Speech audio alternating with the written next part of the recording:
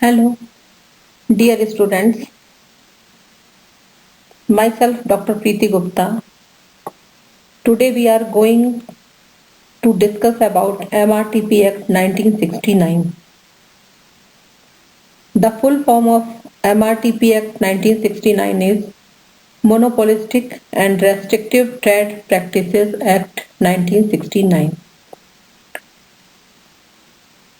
This act is prescribed in MCOM second semester, optional paper, Business Laws, second unit, and it is also in MCOM fourth semester, compulsory paper, Corporate Legal Framework, fourth unit. ये MRTP Act 1969 series का पहला part है. This is my first lecture.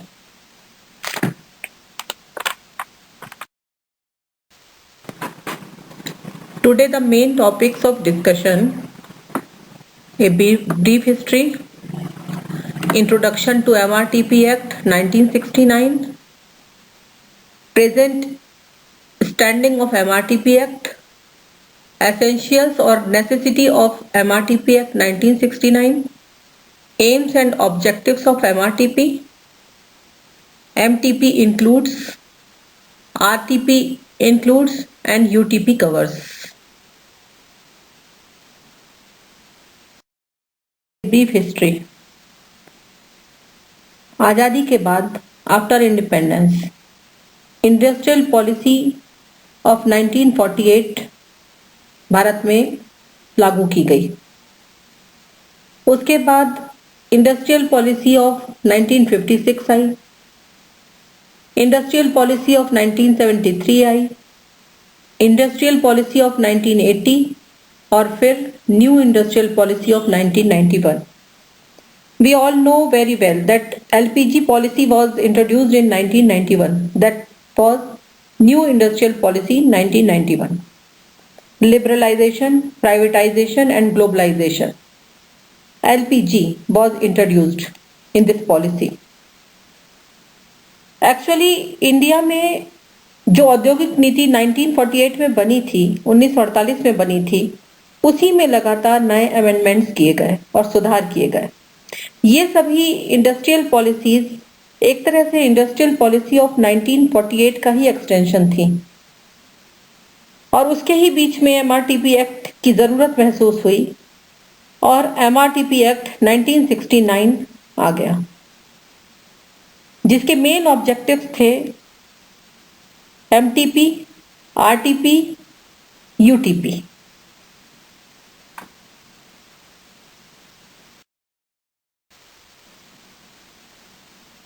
Introduction to MRTP Act 1969. This act was passed on December 18, 1969 in Indian Parliament as MRTP Act 1969. ये act 18 दिसंबर 1969 को भारतीय संसद में MRTP Act 1969 के नाम से पारित कर दिया गया.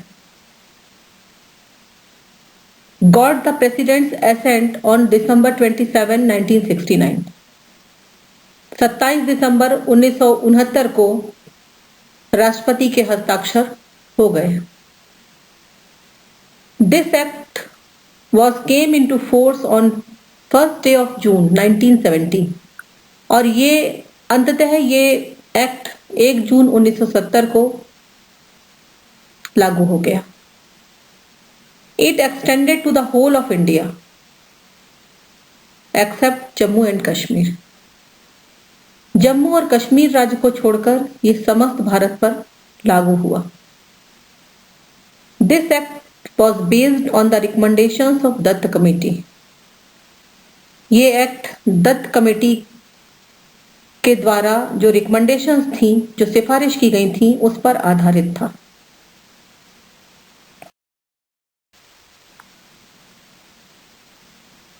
Present standing. आज इस एक्ट की क्या स्थिति है? MRTP act 1969 was repealed and is replaced by the Competition Act 2002. MRTP act 1969 को रिपील और रिप्लेस कर दिया गया है कंपटीशन एक्ट 2002 से। Actually, at present time, MRTP Act 1969 is not applicable. आज MRTP Act 1969 लागू नहीं है। अब प्रश्न ये उठता है कि भाई we are studying the MRTP Act 1969, हम क्यों पढ़ रहे हैं? पर इसका आंसर ये है कि MRTP Act is the base of present Competition Act 2002। MRTP Act 1969 he base है जो आज प्रेजेंट में कंपटीशन एक्ट 2002 है, उसका बेस MRTP एक्ट ही है। इसीलिए हमको MRTP एक्ट के मेन प्रोविजंस और ऑब्जेक्टिव्स को जानना बहुत जरूरी है। MRTP act 1969 is not in force currently, जैसा कि मैंने पहले भी आपको बताया कि अब ये प्रेजेंट में नहीं है। At present competition amendment act 2007 is applicable, और आज प्रेजेंट कॉम्पिटिशन अमेंडमेंट एक्ट 2007 में जो अमेंडमेंट किए गए, सुधार किए गए, वो एप्लीकेबल है। और MRTP commission was replaced by the commission, new commission. A new commission was made, Competition Commission of India। You know very well कि MRTP कमीशन को खत्म कर दिया गया और एक नए कमीशन का गठन किया गया जिसका नाम कंपटीशन कमीशन ऑफ इंडिया है।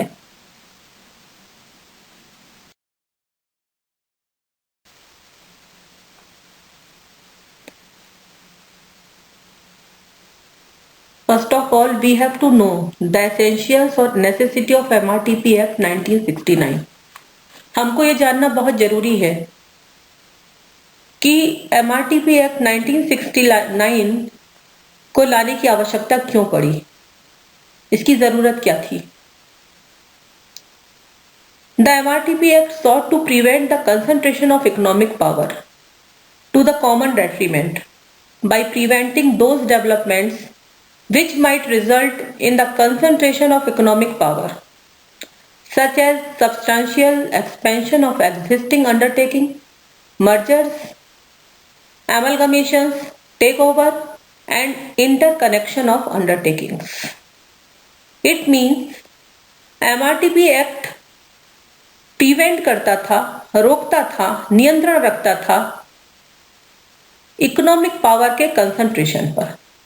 आर्थिक शक्ति, आर्थिक पावर का कंसंट्रेशन होना किसी भी देश के लिए, किसी भी व्यवसाय के लिए, किसी भी उद्योग के लिए, किसी भी देश की अर्थव्यवस्था के लिए कभी भी सही नहीं होता।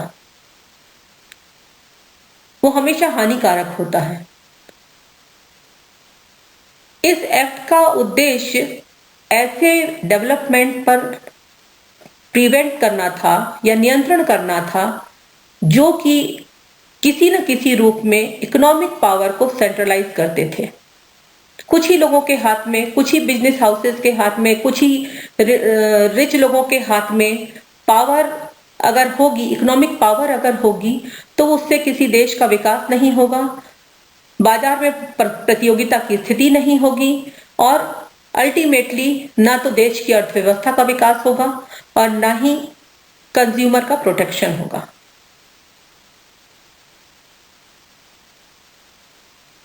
अंडरटेकिंग्स का मर्जर, जो कंपनीज होती हैं उनका merger, we all know very well merger means सम्मिलियन।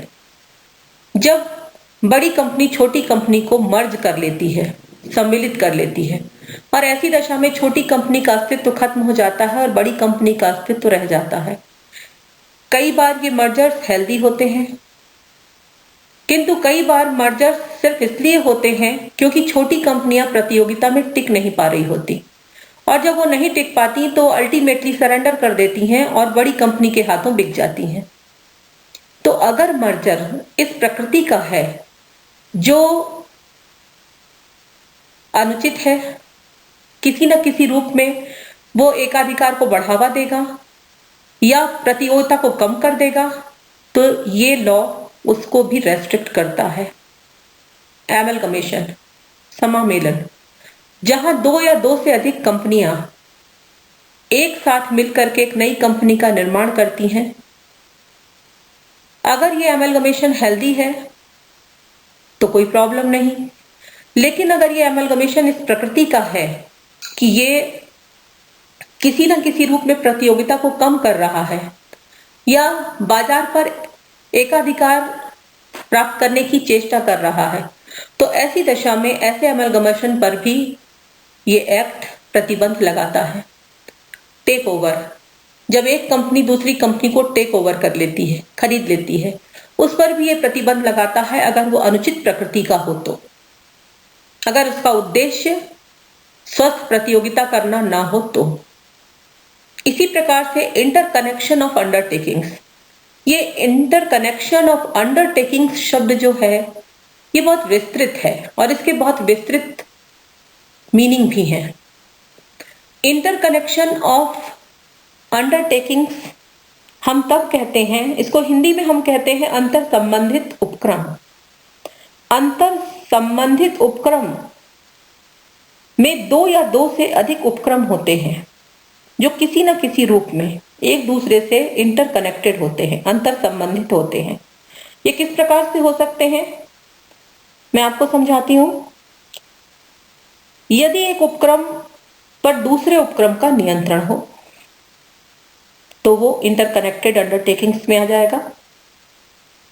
अगर साझेदारी फर्म है, पार्टनरशिप फर्म है, तो ऐसी दशा में अगर कुछ पार्टनर या कोई एक या एक से अधिक पार्टनर कॉमन है, मींस अगर एक ही पार्टनर एक से ज्यादा साझेदारी फर्म का पार्टनर है, तो ऐसी दशा में भी वो इंटरकनेक्टेड अंडरटेकिंग्स में आ जाएगा।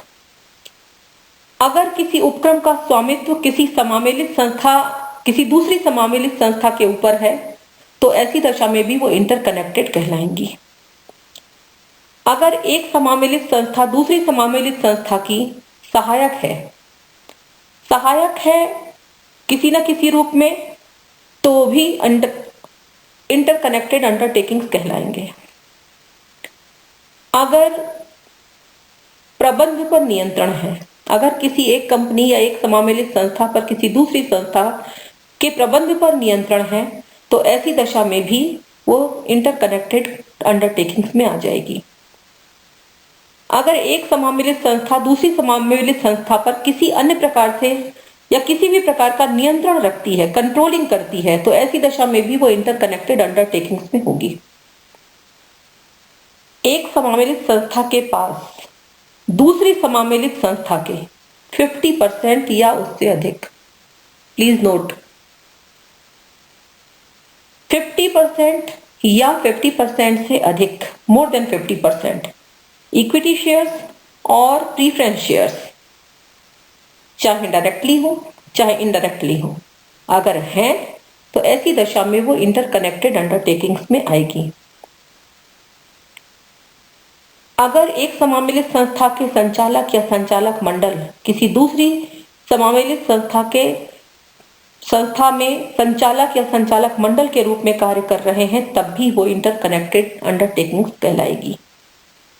और कई बार एक प्रकार की वस्तुएं या अनेक प्रकार की वस्तुओं के लिए कई अंडरटेकिंग्स का एक ही समूह या एक ही व्यक्ति स्वामी होता है, या स्वामित्व और नियंत्रण किसी एक व्यक्ति के हाथ में होता है, तो ऐसी दशा में भी वो इंटरकनेक्टेड अंडरटेकिंग्स में आ जाएगी। इसके अलावा अगर कोई कंपनी किसी दूसरी कंपनी की सब्सिडियरी कंपनी है,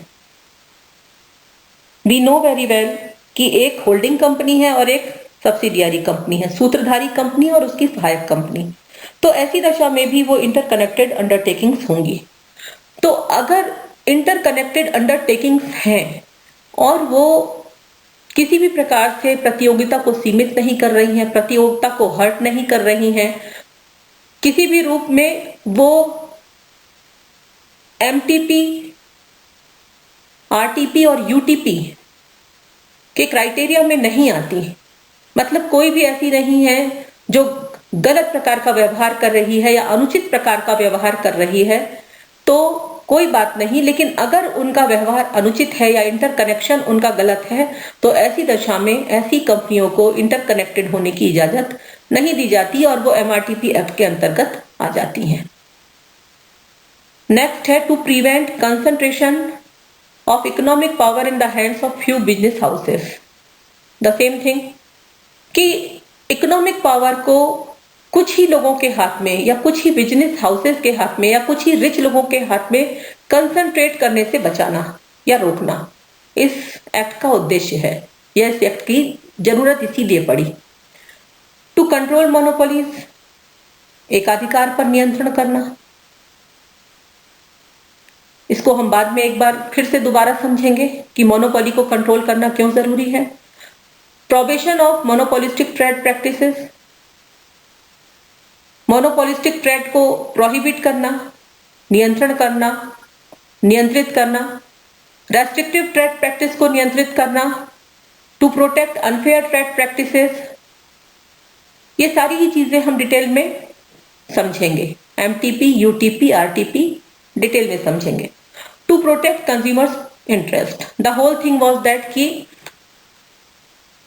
प्रोटेक्ट करना जरूरी था कंज्यूमर्स के इंटरेस्ट को, उपभोक्ता को संरक्षित करना जरूरी था, उपभोक्ता को संरक्षण देना जरूरी था। For maximum material progress through rational allocation of economic resources, economic resources जो आर्थिक संसाधन हैं उनको तर्क संगत तरीके से, तर्क के साथ, मीन्स जहां उचित है वहां आवंटन करना, एलोकेट करना, ताकि मटेरियल प्रोग्रेस मैक्सिमम हो सके, ताकि विकास अधिकतम हो सके। To ensure the availability of goods and services of quality at reasonable prices, ये बहुत बड़ा उद्देश्य था, ये बहुत बड़ी जरूरत थी कि हम को जो भी सामान मिलता है, जो भी कंज्यूमर को सामान मिलता है, जो भी कस्टमर को सामान मिलता है, उसकी उपलब्धता, जो भी सेवाएं हैं, चाहे वो माल है, किसी भी माल और सेवा की उपलब्धता क्वालिटी पूर्ण हो, गुणवत्तापूर्ण हो और वो रीजनेबल प्राइस पर, उचित मूल्यों पर वो सबको उपलब्ध हो। Finally a just and fair deal to the consumer, एक जस्टिफाइड और एक उचित, फेयर, न्यायपूर्ण और उचित डील होनी चाहिए कंज्यूमर के लिए, एक कंज्यूमर के लिए, उपभोक्ता के लिए एक जस्ट और फेयर डील होनी चाहिए, ये इसलिए इसकी आवश्यकता पड़ी। Premises on which the MRTP act rests are unrestrained interaction of competitive forces, जितनी भी कॉम्पिटिटिव फोर्सेस हैं, जितनी भी प्रतियोगी ताकतें हैं, उनको अनर्गल इंटरेक्शन में ना लगाया जाए, वो अनर्गल रूप से, गलत रूप से इंटरेक्शन उनका ना हो, ताकि देश का विकास हो सके, ताकि उपभोक्ता का संरक्षण हो सके, ताकि इकोनॉमी, अर्थव्यवस्था बढ़ सके, अर्थव्यवस्था में जीडीपी जिसको हम कहते हैं वो बढ़ सके। तो इन सबके विकास के लिए और कंज्यूमर के प्रोटेक्शन के लिए, अनुचित गतिविधियों पर रोक लगाने के लिए, अनुचित व्यापार पद्धतियों पर रोक लगाने के लिए इस एक्ट की आवश्यकता थी।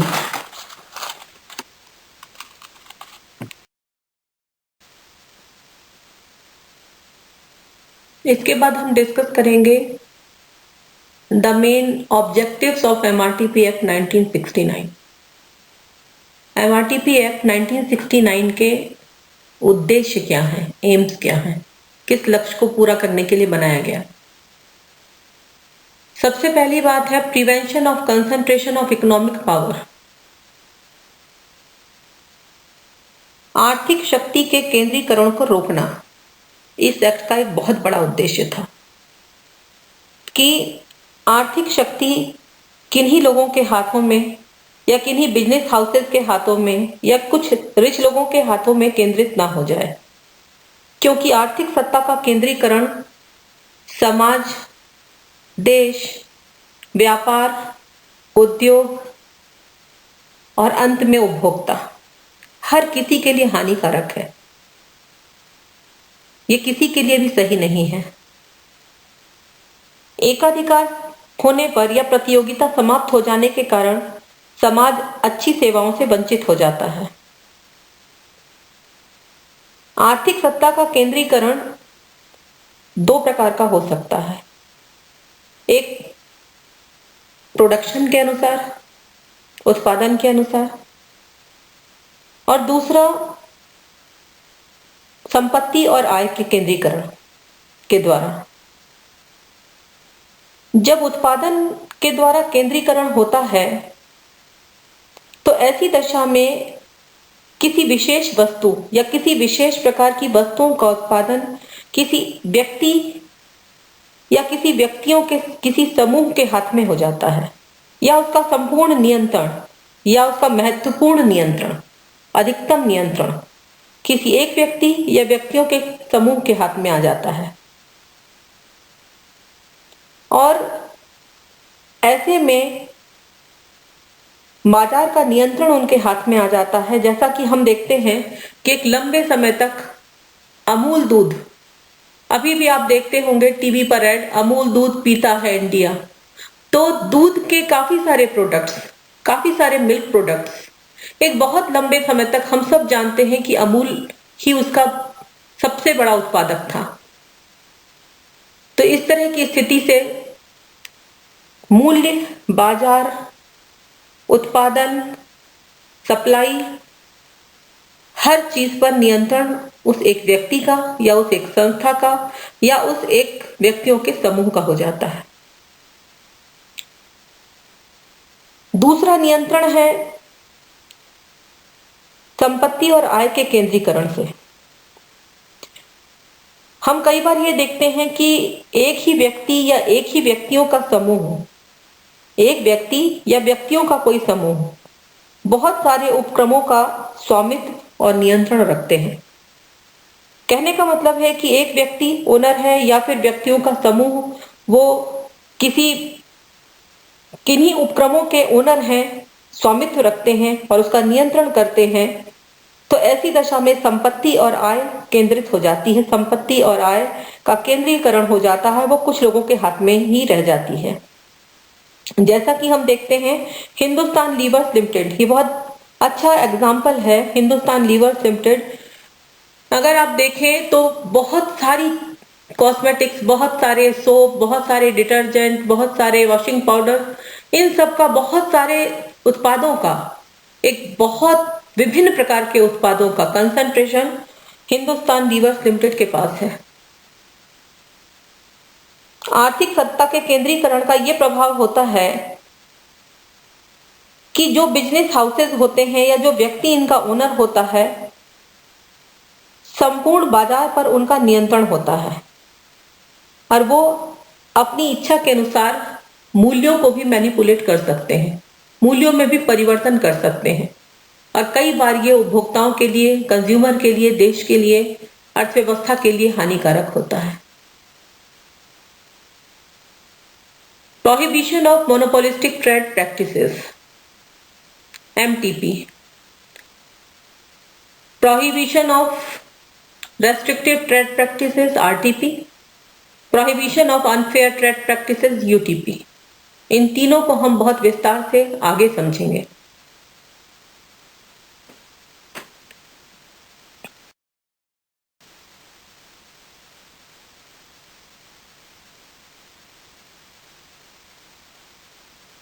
Let us know what MRTP is all about. MRTP includes MTP, RTP and UTP.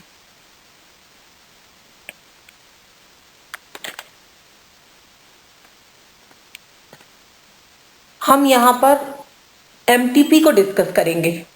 MTP का मतलब है मोनोपोलिस्टिक ट्रेड प्रैक्टिसेस, एकाधिकारात्मक व्यापार व्यवहार। एक बात को हम शुरू में डिस्कस करें कि मोनोपोली और मोनोपोलिस्टिक ट्रेड में फर्क है। मोनोपोली एकाधिकार और मोनोपोलिस्टिक एकाधिकारात्मक व्यापार। We all know very well, monopoly में सिंगल सेलर और मल्टीपल बायर्स होते हैं। सेलर एक होता है, बेचने वाला एक होता है, विक्रेता एक होता है, और क्रेता काफी होते हैं, बहुत सारे होते हैं। ये भी बहुत कॉमन सी बात है कि मोनोपोली में कंपटीशन नहीं होता, because in absence of competitors a monopoly company can dominate the market regarding price, production and supply. As a result, it can hurt the customers or consumers interest. जब competition का अभाव होता है, प्रतियोगिता का अभाव होता है एकाधिकार की स्थिति में, तो एक व्यक्ति जो सेलर है या एक कंपनी जो पूरे मार्केट को डोमिनेट करती है या एकाधिकार रखती है, वो पूरे मार्केट को नियंत्रण में रखती है, मूल्य के दृष्टि से, उत्पादन की दृष्टि से और पूर्ति की दृष्टि से। और उसका परिणाम ये होता है कि कंज्यूमर के इंटरेस्ट को नुकसान पहुंचता है या उपभोक्ता के हितों का संरक्षण नहीं हो पाता। कई बार ये मोनोपोली लाइसेंस्ड भी हो सकती है, जैसा कि हम देखते हैं इंडियन रेलवेज एक गवर्नमेंट का उपक्रम है, एक भारत सरकार का उपक्रम है। तो ऐसी स्थिति में बात अलग है क्योंकि लाइसेंस्ड मोनोपोली है, बट अदरवाइज मोनोपोली हम देख सकते हैं। इसका एक एग्जाम्पल और भी हम देख सकते हैं, गूगल, फेसबुक, जो सोशल मीडिया पर एकाधिकार रखते हैं। और दूसरी चीज होती है एकाधिकारात्मक व्यापार व्यवहार। एकाधिकारात्मक व्यापार व्यवहार क्या है? When any practice which indicates misuse of one's power to abuse the market in terms of production and sales of goods and services was defined as monopolistic trade practice. कोई भी व्यवहार जो इस बात की ओर इंडिकेट करता है, इंगित करता है कि कोई एक व्यक्ति अपनी शक्ति का, आर्थिक शक्ति का मिसयूज कर रहा है, दुरुपयोग कर रहा है और एब्यूज कर रहा है मार्केट को, अर्थात शोषण कर रहा है, बाजार का शोषण कर रहा है प्रोडक्शन की दृष्टि से, उत्पादन की दृष्टि से या वस्तुओं या सेवाओं को बेचने के लिए, तो उसको हम मोनोपोलिस्टिक ट्रेड प्रैक्टिस कहते हैं या एकाधिकारात्मक व्यापार व्यवहार कहते हैं। The object of MTP is to eliminate competition. Always the object of MTP, हमेशा जो MTP का ऑब्जेक्ट होता है वो कंपटीशन को एलिमिनेट करना होता है, कंपटीशन को खत्म करना होता है। For what? To take advantage of monopoly, क्योंकि वो मोनोपोली का एडवांटेज लेना चाहते हैं, and charge unreasonable high price, और वो बहुत हाई प्राइस चार्ज करना चाहते हैं या अनुचित रूप से, अनरीजनेबली, एंड अनरीजनेबल प्रॉफिट। जब प्राइसेस हाई होंगे अनरीजनेबली, तो अनरीजनेबल प्रॉफिट भी होगा, अनुचित लाभ भी कमाया जाएगा।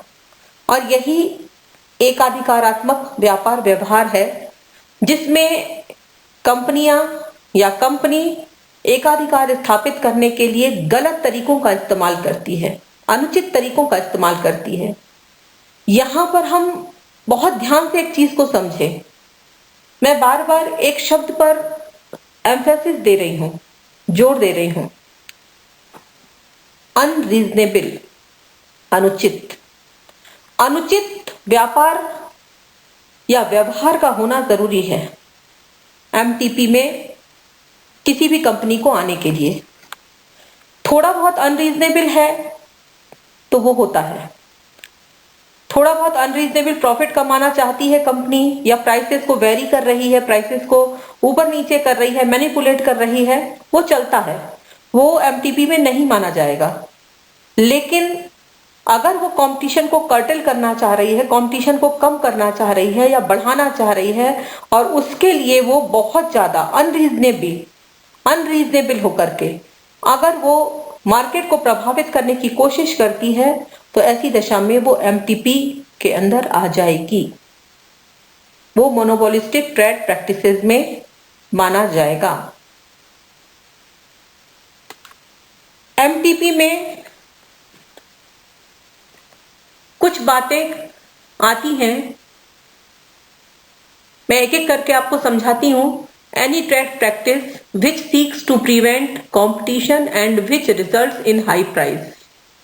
कोई भी ऐसी ट्रेड प्रैक्टिस, कोई भी ऐसा व्यापार व्यवहार जो कंपटीशन को प्रिवेंट करता है, प्रतियोगिता को सीमित करता है, कम करता है, अथवा किसी भी प्रकार से नियंत्रित करता है, जिससे कि माल के मूल्य को अथवा किसी सेवा के शुल्क को अनुचित स्तर पर बनाए रखा जाए या उसको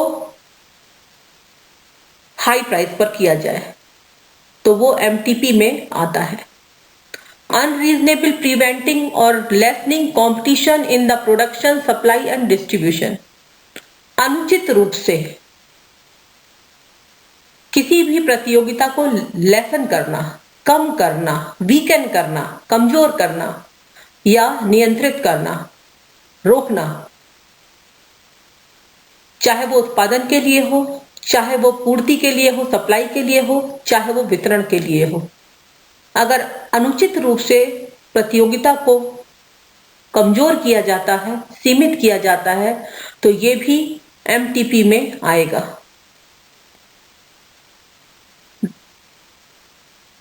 अनरीजनेबल हाई और लो प्राइसेस। अगर अनुचित रूप से कीमतों को बहुत ज्यादा हाई या बहुत ज्यादा कम रखा जाता है, जिससे कि प्रतियोगिता को सीमित किया जा सके या आर्टिफिशियल प्रतियोगिता क्रिएट की जा सके, प्रतियोगिता को ज्यादा बढ़ा करके दिखाया जा सके, तो ऐसी दशा में भी ये एमटीपी में आता है। डेटियोरेट द प्रोडक्ट क्वालिटी। अगर पूलिंग के कारण या किसी भी प्रकार का इंटरकनेक्शन करके, इंटरकनेक्टेड होकर के कुछ कंपनियां मिल करके किसी भी प्रोडक्ट या किसी भी सेवा की गुणवत्ता को कम करती हैं, बिगाड़ती हैं या दूषित करती हैं, तो ये भी एमटीपी एक्ट में आता है। Limiting technical development. अगर तकनीकी रूप से वो लिमिटेड कर रही हैं, अगर तकनीकी रूप से वो प्रतियोगिता को कम कर रही हैं या किसी टेक्निकल डेवलपमेंट को रोक रही हैं, तो ऐसी दशा में भी वो एमटीपी में आती हैं। Limiting capital investment. पूंजी निवेश। अगर पूंजी निवेश में रुकावट डाली जा रही है या पूंजी निवेश को सीमित किया जा रहा है, तो ऐसी दशा में वो मोनोपोलिस्टिक ट्रेड प्रैक्टिसेस में आता है। Lower quality of goods and services. वस्तुओं अथवा सेवाओं को कम गुणवत्ता पर प्रदान करना या बेचना। अगर अनुचित रूप से क्वालिटी को लो किया जाता है सिर्फ अधिकतम लाभ कमाने के लिए या अनफेयर लाभ कमाने के लिए, अनुचित लाभ कमाने के लिए, तो ऐसी दशा में वो एमटीपी एक्ट में आएगा, एमटीपी में इंक्लूड हो जाएगा। Increasing unreasonable cost of production. अगर कोई भी कंपनी या कोई भी कंपनीज किसी भी तरीके से कोई एग्रीमेंट करके अगर अनरीजनेबल कॉस्ट ऑफ प्रोडक्शन रखती हैं, अनुचित रूप से उत्पादन की लागत को बढ़ा हुआ दिखाती हैं या बढ़ाती हैं, तो ऐसी दशा में ये मोनोपोलिस्टिक ट्रेड प्रैक्टिसेस में आता है। ये कई प्रकार से हो सकता है। मोनोपोलिस्टिक ट्रेड करने के लिए जिस तरह आप देखते हैं कि जियो की सिम, रिलायंस ने जब जियो की सिम लॉन्च की थी, तो उन्होंने बहुत प्रकार के प्रलोभन दिए और धीरे धीरे स्थिति ये हो गई कि जिनके पास रिलायंस की सिम, जियो की सिम है, रिलायंस कंपनी की, उनको अब जियो की ही सिम को रिचार्ज कराना मजबूरी है। धीरे धीरे उसके प्राइसेस बढ़ा दिए गए, ऑफर्स खत्म कर दिए गए। तो ये भी एक तरीका है, लेकिन चूंकि ये कुछ हद तक अनुचित नहीं है क्योंकि इस क्षेत्र में बहुत सारी कंपनियां काम कर रही हैं, इसलिए ये एमटीपी में अभी तक नहीं आया है। इस तरह से भी हो सकता है एमटीपी में, फॉर एग्जाम्पल कि मान लिया जाए पेट्रोकेमिकल्स जो हैं, पेट्रोलियम प्रोडक्ट्स जो बनाती हैं, पेट्रोलियम क्षेत्र में 4 कंपनियां काम कर रही हैं। वो 4 कंपनियां आपस में पूलिंग कर लेती हैं, वो इंटरकनेक्टेड हो जाती हैं और एक एग्रीमेंट कर लेती हैं। वो सारी चारों अंडरटेकिंग्स एक एग्रीमेंट कर लेती हैं कि हम इससे कम मूल्य पर हम अपनी प्रोडक्ट को नहीं बेचेंगे या पेट्रोलियम प्रोडक्ट को नहीं बेचेंगे। तो ऐसी दशा में अगर उनका उद्देश्य अनफेयर है, अनरीजनेबल प्रॉफिट कमाना है, अनरीजनेबली एकाधिकार स्थापित करना है, तो वो एमटीपी एक्ट के अंतर्गत एमटीपी में आ जाएंगी, मोनोपोलिस्टिक ट्रेड प्रैक्टिसेस में मानी जाएंगी।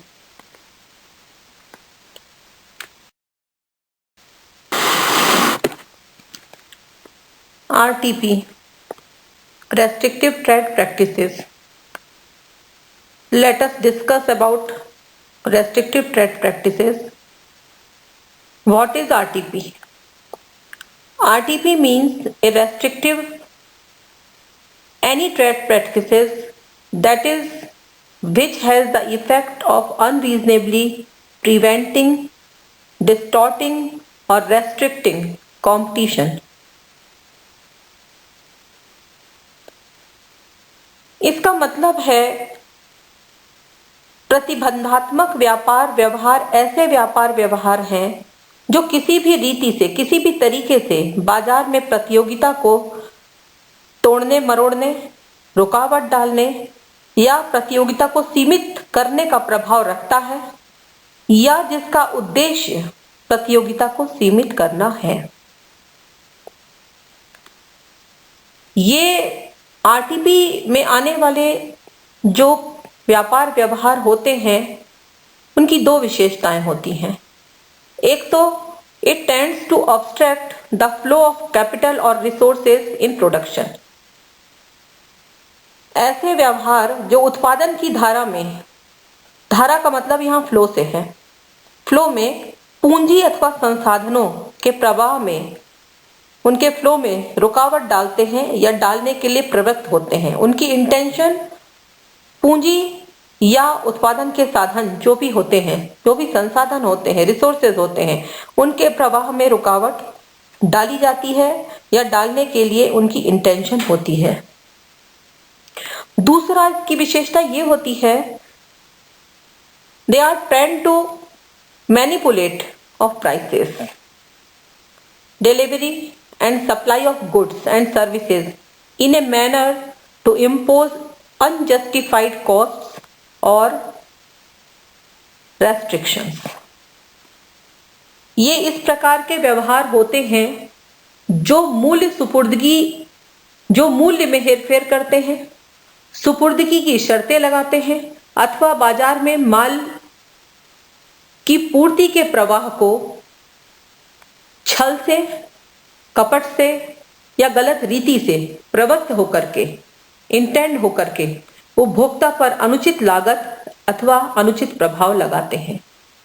यहाँ आप देखेंगे कि अनुचित शब्द पर बहुत फोकस है, अनरीजनेबली, अनुचित, और ये अनुचित शब्द बहुत मायने रखता है। मैंने आपको शुरू में एक चीज समझाई, RTP means A restrictive trade practice in which has the effect of unreasonably preventing, distorting or restricting competition. यहाँ 3 चीजें आती हैं, preventing, distorting and restricting. preventing का मतलब रुकावट डालना, distorting का मतलब विकृत करना और restricting का मतलब नियंत्रण करना। इन 3 चीजों को ध्यान में रखिए, ये 3 कीवर्ड्स हैं, इनको याद रखना है। PDR, preventing, distorting and restricting. जो भी ऐसे व्यवहार हैं जो कंपटीशन में PDR करते हैं, मींस प्रिवेंटिंग करते हैं, डिस्टॉर्टिंग करते हैं एंड रेस्ट्रिक्टिंग करते हैं अनरीजनेबली, अनुचित रूप से वो प्रतिबंधात्मक व्यापार व्यवहार के अंतर्गत आते हैं।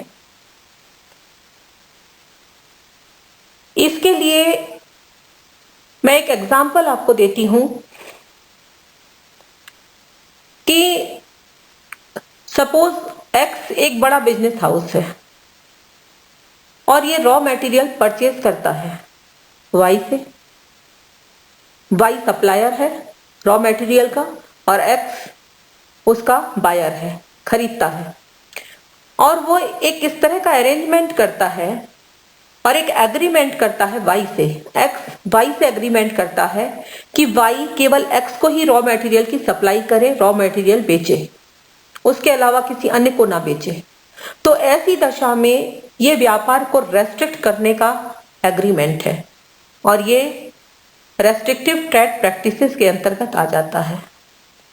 अगर आप थोड़ा सा ध्यान दें तो ये देखेंगे कि एमटीपी और आरटीपी में भारी अंतर नहीं है, बहुत ज्यादा अंतर नहीं है।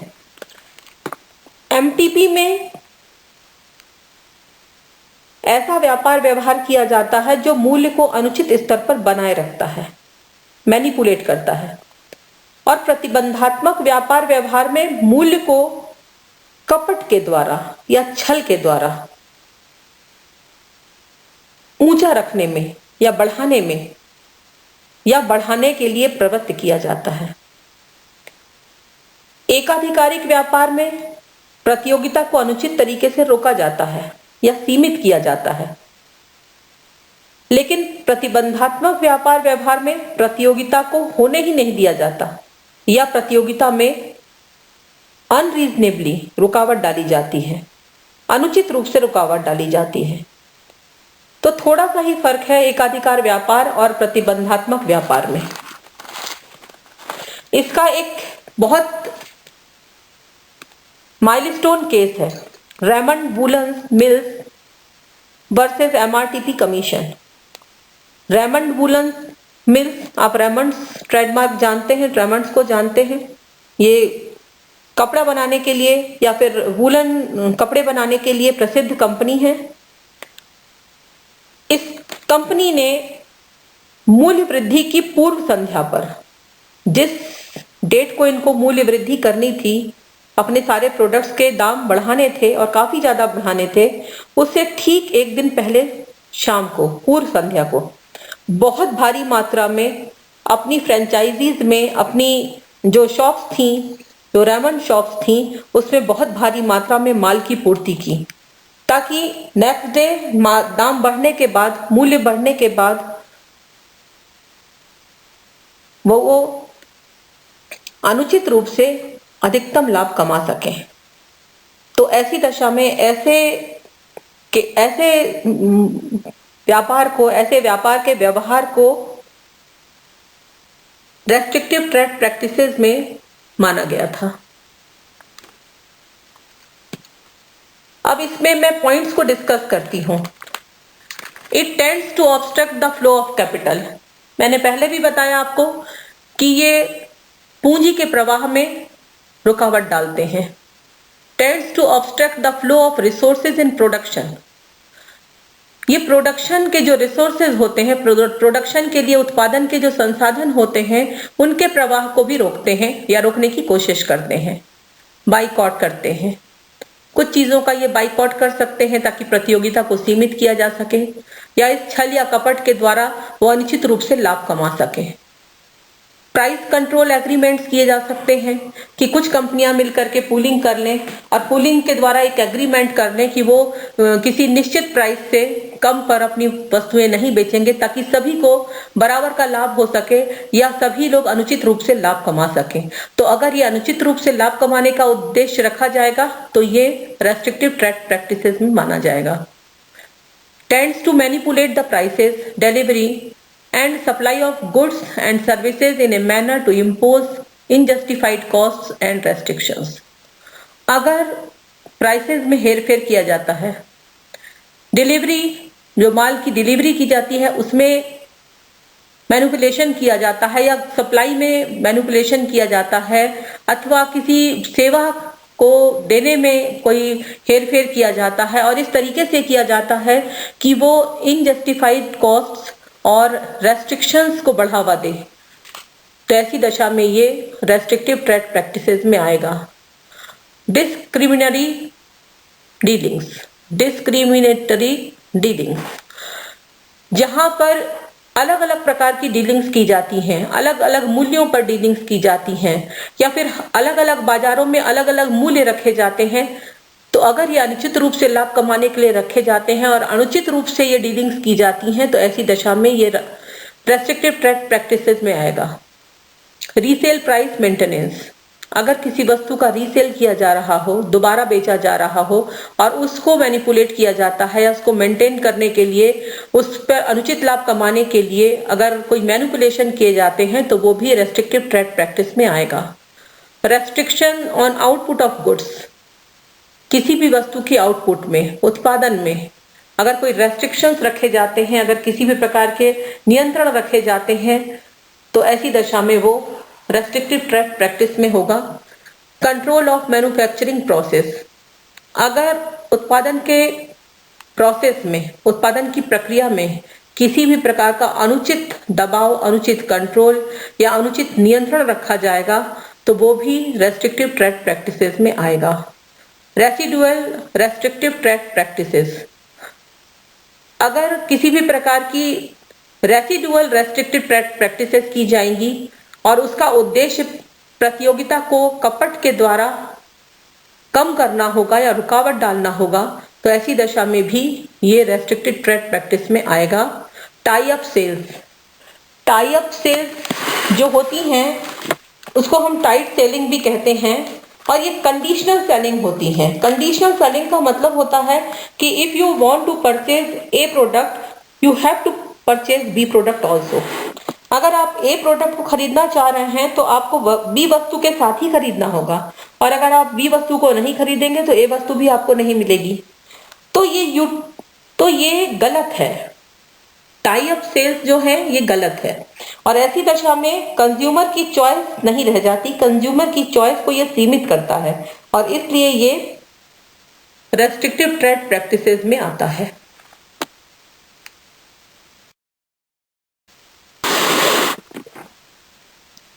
UTP, unfair trade practices. Let us know what is an unfair trade practice. Unfair trade practices refer to the use of various deceptive, fraudulent or unethical methods to obtain business. Unfair business practices include misrepresentation, false advertising or representation of good or services, tight selling, false free price or gift offers, deceptive pricing and non-compliance with manufacturing standards. इसको अगर हिंदी में समझें तो अनुचित व्यापार व्यवहार का अर्थ है व्यवसाय प्राप्त करने के उद्देश्य से भ्रामक, धोखाधड़ी या अनैतिक तरीकों का उपयोग करना, अनुचित व्यापार व्यवहार, गलत बयानी करना, मिसरिप्रेजेंटेशन करना, झूठे विज्ञापन, कपट द्वारा पुराने माल को नवीनीकृत करके नया प्रदर्शित करना, वस्तु की उपयोगिता के बारे में भ्रामक प्रदर्शन करना, वस्तु अथवा सेवा की खरीद पर उपहार अथवा इनाम देने का झूठा वादा करना अथवा लॉटरी प्रतियोगिता कराना, वस्तु का वर्णन से कम गुणवत्तापूर्ण होना, लागत अथवा मूल्य वृद्धि के उद्देश्य से माल का अनुचित संग्रहण करना, होर्डिंग जिसको हम कहते हैं, माल को नष्ट करना, डिस्ट्रक्शन अथवा माल की पूर्ति से इनकार करना। ये सारी चीजें, ये सभी प्रकार के व्यवहार अनफेयर ट्रेड प्रैक्टिसेस में या अनुचित व्यापार व्यवहार में आते हैं। इसका ज्यादातर उपयोग या बहुत ज्यादा इसको हम देखते हैं इंश्योरेंस क्लेम्स में या इंश्योरेंस सेटलमेंट्स जो होते हैं, या डेट कलेक्शन जो होता है, ऋण का जब कलेक्शन किया जाता है उसमें ये ज्यादा दिखाई देता है। Unfair trade practices are commonly seen in the purchase of goods, sometimes services, insurance claims and settlements and debt collection. अब इसको हम पॉइंट वाइज समझते हैं। यूटीपी इंक्लूड्स डिसेप्टिव, फ्रॉडुलेंट और unethical methods to obtain business. व्यवसाय प्राप्त करने के उद्देश्य से भ्रामक, धोखाधड़ी या अनैतिक तरीकों का उपयोग करना। मिस रिप्रेजेंटेशन का मतलब होता है कि झूठ बोलना या किसी बात की गलत बयानी करना, किसी बात को मिस रिप्रेजेंट करना, मिथ्या वर्णन करना। फॉल्स एडवर्टाइजिंग, झूठे विज्ञापन या विज्ञापन में वो गुणवत्ता दिखाना जो गुणवत्ता उस वस्तु में नहीं है। फॉल्स ऑफर और बार्गेन प्राइस, ऑफर्स देना, तरह तरह के प्रलोभन देना या फिर बार्गेनिंग करना। बार्गेनिंग का मतलब होता है तोलना, तोल मोल के, मतलब जब हम बार्गेन करते हैं वो बार्गेनिंग कहलाती है। और बार्गेन करने का कारण यही होता है कि उसका कोई फिक्स प्राइस नहीं होता, हम मूल्य ठहराते हैं। नेक्स्ट है offering of gift prices. Gift prices देना अनुचित। यहां पर एक चीज बहुत ध्यान देनी है कि ये सारा कुछ जो कुछ अनफेयर ट्रेड प्रैक्टिसेस में आएगा वो अनुचित रूप से होना चाहिए और उसमें कपट होना चाहिए, अनैतिक होना चाहिए, डिसेप्टिव होना चाहिए, तभी वो अनफेयर ट्रेड प्रैक्टिस में आएगा। अगर आप अच्छी भावना से, अगर कोई दुकानदार या कोई बिजनेस हाउस या कोई प्रोडक्ट बेचने पर कोई एक अच्छा गिफ्ट आपको दे रहा है जिसके कि पीछे कोई दुर्भावना नहीं है, कोई फ्रॉडुलेंट मकसद नहीं है, कोई अनैतिक तरीका नहीं है, अनैतिक लाभ कमाना नहीं है, तो ऐसी दशा में वो अनफेयर ट्रेड प्रैक्टिसेस में नहीं आएगा। प्रमोशनल कॉन्टेस्ट कराना, अगर किसी वस्तु का प्रमोशन करना है, किसी माल का प्रमोशन करना है और उसका विक्रय बढ़ाने के लिए या अनुचित लाभ कमाने के लिए किसी प्रकार की प्रतियोगिता या लॉटरी प्रतियोगिता को कराना भी इसके अंतर्गत आता है। प्रोडक्ट सेफ्टी स्टैंडर्ड्स, किसी भी प्रोडक्ट में सेफ्टी स्टैंडर्ड्स का पालन ना करना, सेफ्टी स्टैंडर्ड्स को ध्यान ना देना, अनसेफ अगर वो किसी कारण से हो सकता है या हैजार्डस हो सकता है उस पर ध्यान ना देना भी यूटीपी के अंतर्गत आता है। Non compliance with manufacturing standards, जो मैन्युफैक्चरिंग स्टैंडर्ड्स हैं, जिस गुणवत्ता की वस्तु बनाई जानी चाहिए, जिस तरह के स्टैंडर्ड्स का पालन किया जाना चाहिए, उनका अनुपालन न करना या falsely representing second hand goods as new, पुरानी चीजों का या सेकेंड हैंड वस्तुओं को नया बना करके या नया दिखा करके बेचना। मिसलीडिंग एडवर्टीजमेंट, मिसलीडिंग एडवर्टीजमेंट का मतलब है कि मिसगाइड करने वाले एडवर्टीजमेंट जो आपको वस्तु के बारे में कुछ गलत जानकारी देते हैं, उस वस्तु में वो गुण नहीं होते, वो क्वालिटी नहीं होती या उस पर्पस के लिए वो वस्तु नहीं होती, वो आपको मिसलीड करते हैं या मिसगाइड करते हैं, तो ऐसे विज्ञापन देना वस्तु को बेचने के उद्देश्य से भी अनफेयर ट्रेड प्रैक्टिसेस में आता है। होर्डिंग, डिस्ट्रक्शन एक्सेट्रा, अनुचित रूप से, अनैतिक रूप से किसी वस्तु अथवा किसी सेवा के मूल्य में वृद्धि करने के उद्देश्य से माल का अनुचित रूप से संग्रहण करना, माल को नष्ट करना भी इसमें आता है। और अगर कोई व्यक्ति पूर्ति से इनकार करता है, माल की पूर्ति नहीं करता है अनुचित रूप से, अनैतिक रूप से, तो भी वो अनफेयर ट्रेड प्रैक्टिसेस के अंतर्गत आता है और इसीलिए इसे डिसेप्टिव ट्रेड प्रैक्टिसेस भी कह सकते हैं। डिसेप्टिव ट्रेड प्रैक्टिसेस भी इसको कहा जाता है।